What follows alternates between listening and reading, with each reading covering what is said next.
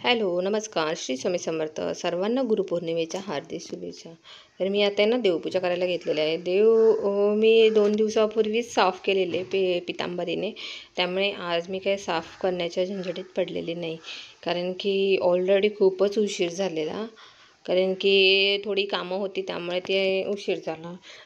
रात्री तर ठरवलेलं की सकाळी उठून मी पहिली देवपूजाच करणार आहे. पण थोडंसं मला बँकेचं कामं असल्यामुळे मी त्या कामामध्ये व्यस्त होते आणि मग थोडी देवपूजा पाठीस ठेवली.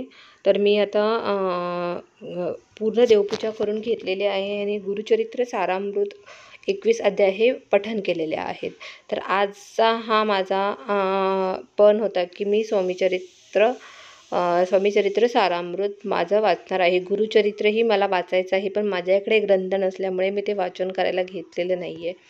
तर असो, स्वच्छ अशी अंघोळ करून घ्यायची, मनोभावी एकदम पूर्ण देवाचं दिवसभर नामस्मरण करायचं आणि व्यवस्थित अशी देवपूजा करायची. आज मी सकाळी देवांना नैवेद्य दाखवलेला, म्हणजे छोटासा दाखवलेला, पण जेवणाचा हा मी संध्याकाळीच नैवेद्य दाखवलेला आहे. तर सगळीच एका टायमिंगला गडबड होते, सगळीच कामं एकटीला करायची असतात, त्यामुळे व्यवस्थित अशी करावी लागतात. आणि आज तर रविवार होता, मुलांना सुट्टी होती. मुलांना सुट्टी नसेल तर थोडीफार तर कामं होतातच, पण सुट्टी असली की सगळं उशिराने उठणं, उशिराने सगळी कामं अशी सुरू होतात.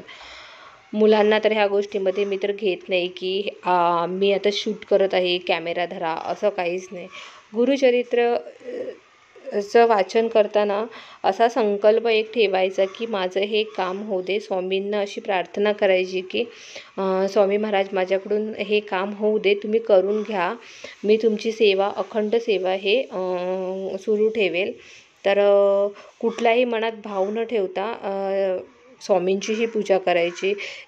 जेव्हा आपली वेळ येईल ना, तेव्हा स्वामी आपल्याला सगळं काही देतात. परंतु संयम असा ठेवणं खूप गरजेचं असतं. पावसाळा ऋतू चालू आहे, बाहेर मस्तपैकी पाऊस पडत आहे. मनात तर होतं केंद्रात जायचं, पण केंद्रात जायला जमलंच नाही, कारण की अतिशय गर्दी होती आणि पावसाचे दिवस आहेत. गर्दी असू द्या हो, पण पावसाचे दिवस असल्यामुळे केंद्रात जायला मला जमलंच नाही. पण माझ्याकडे ना केंद्रातला ॲप असल्यामुळे मला देवपूजा, स्वामींची देवपूजा, आरती, सगळं काही भेटतं. तुमच्याशी बोलता बोलता माझी देवपूजा झालेली आहे. देवपूजा झाल्यानंतर दीप प्रज्वलित करायचं आहे. दीप प्रज्वलित करायच्या आधी ना देवांना, जे माझ्याकडं हार आहेत ना छोटे छोटे, ते मी देवांना हार घातलेले आहेत. छान आहे, मन खूप प्रसन्न झालं. काल आहे ना माझी खूप इच्छा होती की लवकर देवपूजा करावी, पण त्या देवपूजेला एवढा वेळ लागत होता काय माहिती नाही. मी काय करून घ्यायचे होते माझ्या हातातून मला काहीच कल्पना नाही. पण दुपारी मी स्वामीचरित्र सारामृताचं पठण केलं. कसं असतं ना, आपल्याला खूप करायचं असतं पण आपल्याकडून होत नाही, तर त्याचा विचार न करता का होत नाही हा विचार करावा. तर अशा भरपूर काहीतरी जिम्मेदारी आपल्यावर असतात, त्यामुळे आपण करू शकत नाही. तर दीप प्रज्वलित केलेला आहे, छान वाटतं. कोणी कशाप्रकारे गुरुचरित्र किंवा स्वामीचरित्र सारामृत वाचलेलं आहे ते मला सांगावं. तर असो, व्हिडिओ आवडत असेल तर लाईक, शेअर, सबस्क्राईब करा आणि कमेंटसुद्धा करा. ज्या कोणी ताई माझा नवीन व्हिडिओ पाहत असतील, सुरुवात केली असेल, त्यांनी कमेंट्स करा, जेणेकरून माझे व्हिडिओ त्यांच्यापर्यंत पोचतील. तर छानपैकी अशी देवपूजा झालेली आहे. मी हे कालच फुलं आणलेली देवाची, त्यामुळे मला काहीच त्रास झालेला नाही आहे. फुलं असली की अशी देवपूजा झाल्यासारखी वाटते. काही दिवस मी तुम्हाला देवपूजा दाखवली नाही, त्याचं कारण हेच होतं की माझ्याकडे फुलंच नव्हते आणि खाली जायला जमत नव्हतं. तर त्यामुळे देवपूजा तर व्हायची, पण अशी फुलं दाखवण्याची वेळ आली तर खूप नाराज होत होती. तर असो, व्हिडिओ आवडत असेल तर लाईक, शेअर, सबस्क्राईब करा आणि कमेंटसुद्धा करा. तर आता देवांना मी ना हळदी कुंकू आणि अष्टगंध लावत आहे. स्वामींना अष्टगंध लावलेला आहे आणि स्वामींच्या पादुका असतात ना, विशेष त्यांची पूजा असते. स्वामींची पादुकांची पूजा मी त्याच्यावर हळदी कुंकू, तांदूळ आणि फूल असं अर्पण केलं आहे. गुरुसेवेचं खूप महत्त्व आहे की जेवढं काही आपल्याला गुरूने दिलं आहे आणि त्यांची सेवा करायची आहे. त्यांना गुरुसेवा करायची आहे, गुरुपद घ्यायचं असतं. त्यानंतर मी रांगोळी काढलेली आहे. हा छाप खूप जुना आहे माझ्याकडे, पण आहे ना काय झालेलं आहे, मी अडगळीच्या ठिकाणी ठेवल्यामुळे तो छाप मला सापडतच नव्हता. एके दिवशी मी सगळं घर साफ करायला काढलेलं ना, तेव्हा मला हे स्वामी समर्थांचं छाप भेटलेला आहे. आणि स्वामी समर्थांच्या छापाचं नाही, माझ्याकडे स्टिकर पण आहेत, तर तेही सापडत नाही. ते सापडल्यानंतर मी तुम्हाला दाखवेलच. खूप छान असं आहे.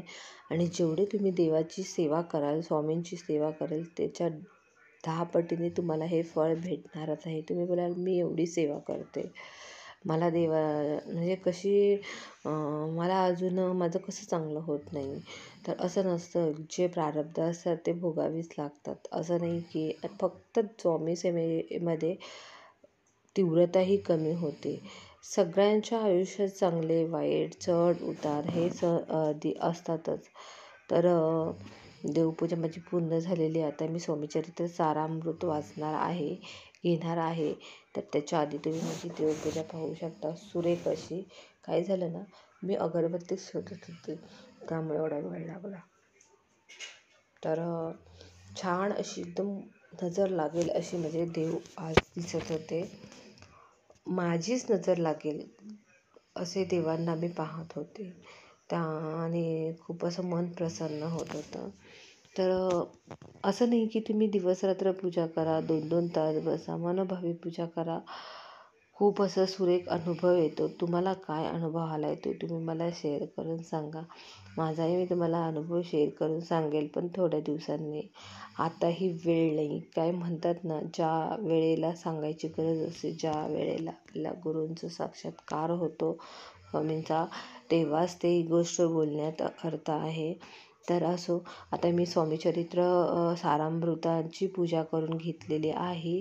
स्वामीचरित्र सारामृताचं पुस्तक थोडंसं पुसून घेतलेलं आहे आणि हळदी कुंकू फूल अर्पण केलेलं आहे. आणि संध्याकाळचा बेत, डाळ, शेवयाची खीर, चपाती, भात असं मी स्वामींना नैवेद्य अर्पण केलेलं आहे.